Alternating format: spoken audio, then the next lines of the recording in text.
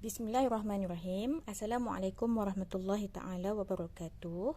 InsyaAllah pada hari ini kita akan belajar pelajaran ibadah. Jadi pelajar-pelajar boleh buka buku teks ibadah muka surat 52.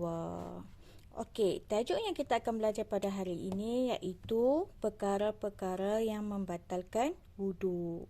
Apa perkara-perkara yang membatalkan wudu? Ada berapa semuanya? Okey, perkara yang membatalkan wudu ada 5. Semuanya ada 5. Okey, jom kita tengok yang pertama. Okey, perkara-perkara yang membatalkan wuduk yang pertama, keluar sesuatu daripada kubul dan dubur. Tadi sebelum ni saya pernah ceritakan kubul tu iaitu apa? Kubul iaitu kemaluan di hadapan, dubur iaitu kemaluan di belakang. Okey, semua yang keluar daripada kemaluan sama ada kubul, kemaluan di hadapan atau dubur kemaluan di belakang akan membatalkan wuduk. Contohnya air kencing, tahi, darah dan kentut.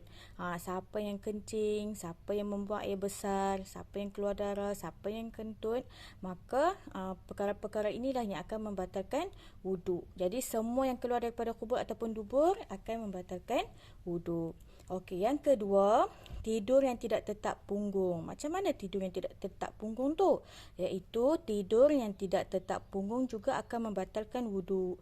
Tetap punggung bermaksud keadaan punggung yang rapat dengan lantai. Maksudnya, okey, kalau kita tak nak kita batal wuduk, kita nak wuduk kita masih kekal, maka kita kena rapatkan punggung kita dengan lantai. Manakala tidak tetap punggung adalah keadaan di mana terdapat rongga di antara punggung dan lantai. Maksudnya lantai punggung tak rapat dengan lantai lah. Tu maksudnya. Tidur orang duduk yang tetap punggung tidak membatalkan wudu. Kalau kita tidur, lepas tu kita tetapkan punggung kita, maka tidaklah batal wudu. Tapi kalau kita tidak tetapkan punggung kita, contoh macam orang yang tidur macam ni, dia tidur mengiring. Punggung dia tidak tetap dengan lantai kan? Jadi, batal lah wuduk dia. Macam orang yang tidur duduk ni, punggung dia juga tidak tetap dengan lantai. Dia angkat kaki dia, punggung dia tidak tetap dengan lantai, maka batal juga wuduk dia. Jadi siapa yang nak kekalkan wuduk kena tetapkan lantai kalau sekiranya dia tertidur ataupun nak tidur. Okey, baik. Tengok muka surat 53. Okey, yang ketiga pula, hilang akal. Macam mana hilang akal tu? Iaitu keadaan hilang akal boleh disebabkan oleh mabuk, pitam, pitam macam nak pengsan, sakit atau gila. Yang inilah orang yang hilang akal. Maka secara automatik wuduk dia pun tiada. Yang keempat, bersentuh kulit antara lelaki dan perempuan. Bersentuhan kulit di antara lelaki dan perempuan yang ajnabi tanpa berlapik akan membatalkan wudu. Lelaki dan perempuan yang ajnabi ni siapa? Iaitu lelaki dan perempuan yang asing. Maksudnya yang bukan saudara, bukan adik-beradik kita, bukan mak kita, bukan ayah kita, bukan kakak kita, bukan abang kita, bukan adik lelaki kita, adik perempuan kita. Selain daripada adik-beradik kita, itulah yang dinamakan lelaki dan perempuan yang ajnabi. Kalau tersentuh, terpegang tanpa berlapik akan membatalkan wudu. Okey, yang kelima, perkara yang membatalkan wuduk yang kelima iaitu menyentuh kubul ataupun dubur, iaitu menyentuh kemaluan di hadapan ataupun di belakang. Perbuatan menyentuh kubul atau dubur dengan tapak tangan dan perut jari tanpa berlapik akan menyebabkan wuduk terbatal. Tapi sekiranya berlapik, pegang atas kain, tak apa. Tapi kalau tak berlapik, maka batal wuduk kita. Okey, sekarang kita tengok muka surat 54. Perkara-perkara makruh ketika berwuduk. Apa perkara-perkara makruh ketika berwuduk? Ada 5.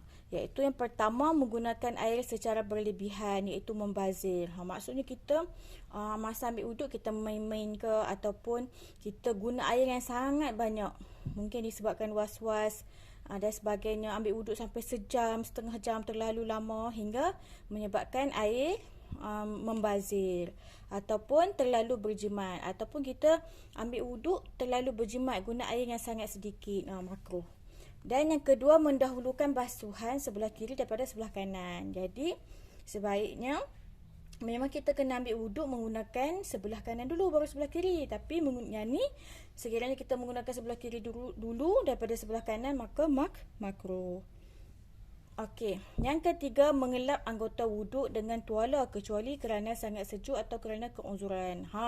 Lepas kita ambil wuduk, sekiranya kita lap air wuduk yang ada pada muka kita, pada tangan kita, maka ianya makruh. Okey, yang keempat, menyembah air ke muka sewaktu membasuh muka. Dan yang kelima, membasuh atau menyapu anggota wuduk lebih daripada 3 kali. Kan mengambil wuduk kena sampai 3 kali, tapi sekiranya lebih maka makruh. Okey, sekarang pelajar tengok muka surat 55. Hikmah berwuduk. Hikmah berwuduk ada 6. Pertama, meningkatkan darjat manusia di sisi Allah. Okey. Yang kedua, menggugurkan dosa-dosa kecil. Yang ketiga, memelihara fikiran dan juga akal. Yang keempat, memelihara akhlak atau moral. Yang kelima, menghilangkan rasa letih dan malas. Bila kita rajin berwuduk, maka kita akan lebih rasa fresh, rasa bersemangat, ya. Yang keenam, memelihara kesihatan jasmani agar sentiasa segar dan sihat. Bila ambil wuduk akan sentiasa segar dan sihat. Kalau rasa lemah dan sebagainya, ambil wuduk. Okey. Dalam masa yang sama juga dia boleh menggugurkan dosa-dosa kecil kita. Okey, baik. Okey, pelajar-pelajar boleh buat latihan dalam muka surat 56. Soalan yang pertama. Okey. Apakah hukum perbuatan Abdul Rahim ini? Dekat atas ni, berdasarkan atas ni, iaitu Abdul Rahim sedang mengambil wuduk. Sambil berwuduk, dia melakukan perkara-perkara berikut. Pertama, membaca basmalah. Kedua, membasuh tangan hingga ke pergelangan tangan. Ketiga, berkumur. Keempat, memasukkan air ke dalam hidung. Jadi soalannya, apakah hukum perbuatan Abdul Rahim ini? Pelajar boleh tengoklah apa hukumnya. Yang Ustazah dah ajarkan sebelum ni. Yang kedua, soalan kedua, tandakan right pada perbuatan yang boleh membatalkan wuduk. Pertama, keluar sesuatu dari kubul dan dubur. Kedua, menyapu air ke seluruh bahagian kepala. Ketiga, tidur yang tidak tetap punggung. Jadi pelajar-pelajar boleh buat, ya. Okey, selamat menjawab kepada semua pelajar.